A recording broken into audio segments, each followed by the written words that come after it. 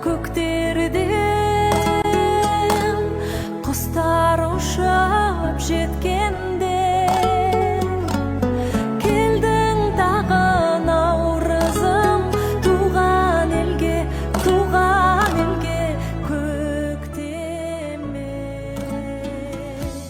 Әлемді сан түрлі қырынан танытатын, жалыққанда жанына жылу болып, жалғыз қалсан тілсіз дос болатын, сан алуан қаламгерлердің қаламын қашаған, әрине ол кітап емес пе? Абай атамыз пайда ойлама, ар ойла, талап қыл артық білуге, артық білім кітапта ерінбей оқып көруге деп айтқанындай, ғылымды кітаптан іздейік.